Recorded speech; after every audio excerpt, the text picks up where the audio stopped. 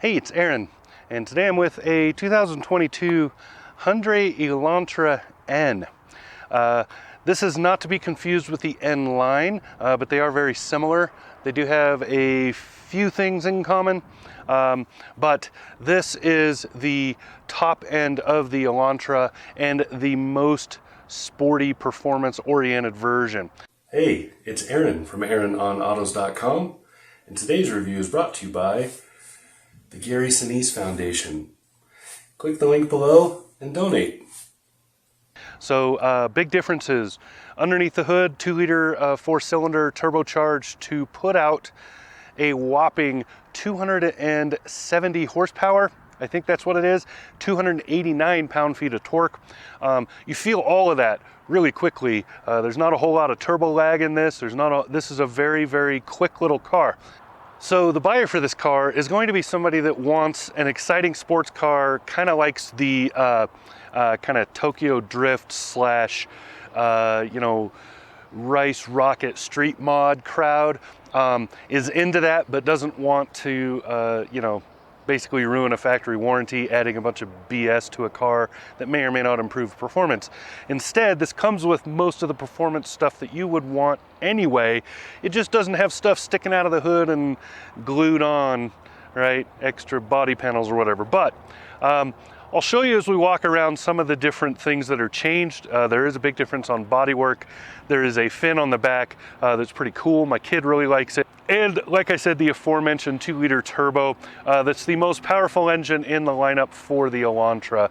So wonderfully done. Beefier suspension, bigger brakes.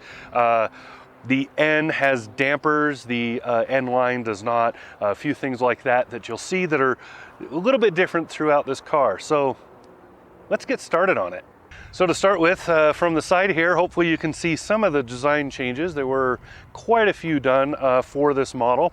So the usual Elantra that I've talked about before, the looks of that, these striking lines that run across, kind of the point at the end back there, and then another one that sort of points forward, so you end up with a lot of movement on the body.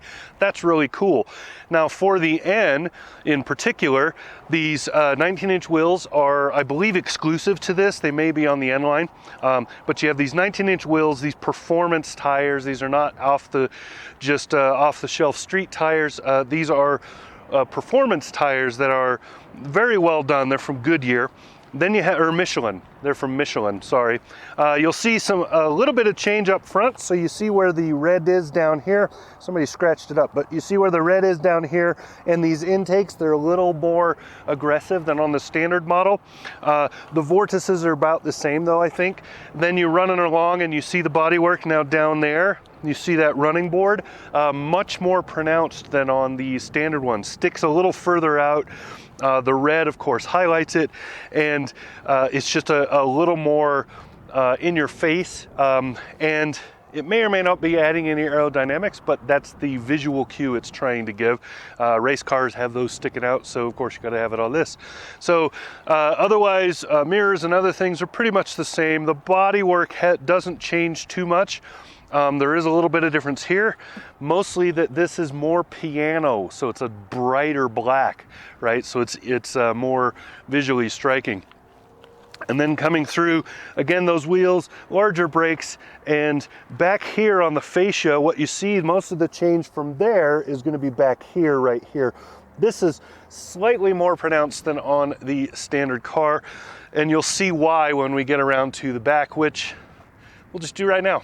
So at the back of the car here, you can see most pronounced, you're going to see this right here. This is kind of a cool, kind of geometric angular shape. So looking at it from the top, I'll try to get you a photo. You can see, this kind of bisected triangles and stuff, and it's a really cool look. Like I said, my kid really digs this. He thinks it's cool. It's a breakaway from those big tall ones you often see, and I personally don't like.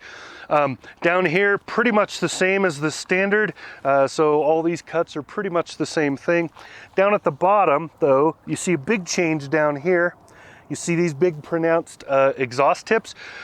There is a NGS button in there. It stands for N Grin Shift.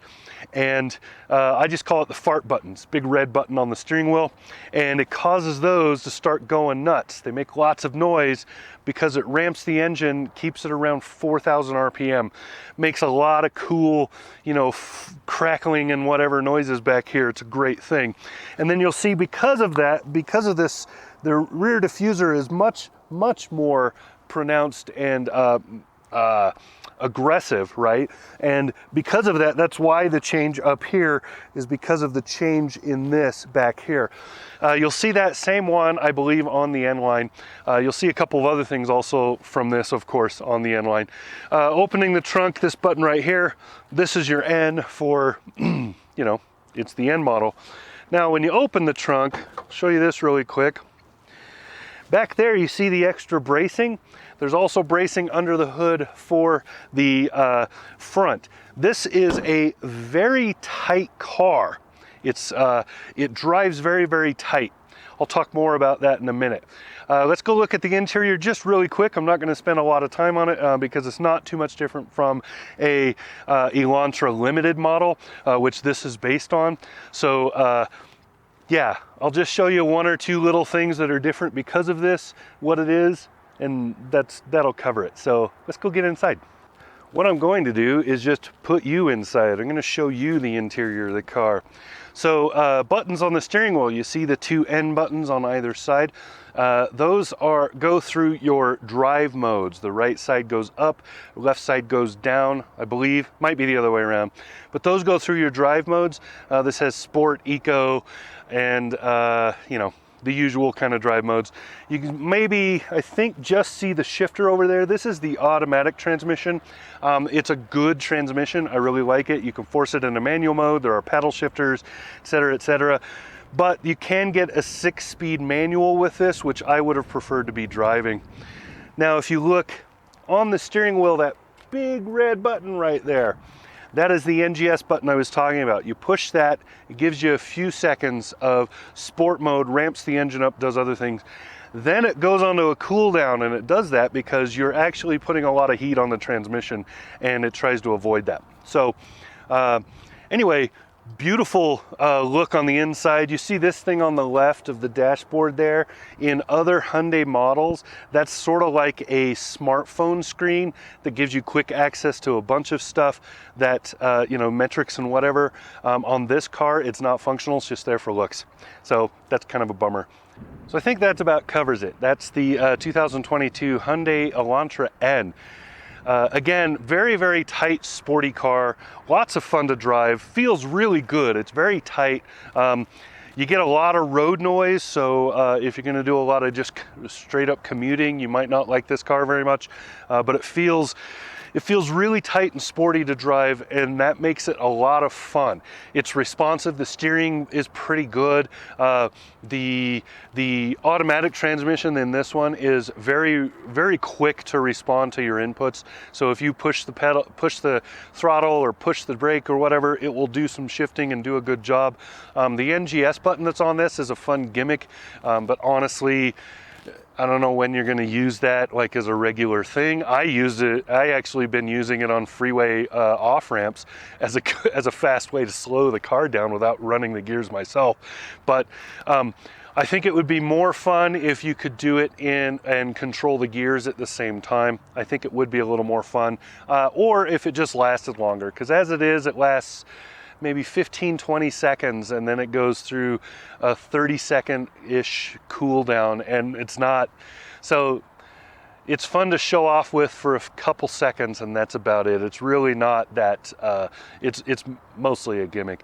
You can do similar things by just forcing the gears. So if you're rolling the gears yourself, then you can force those sounds to happen anyway, and you don't have to wait for any cool downs for that. So, but pretty cool. I really like it. Lots of fun to drive.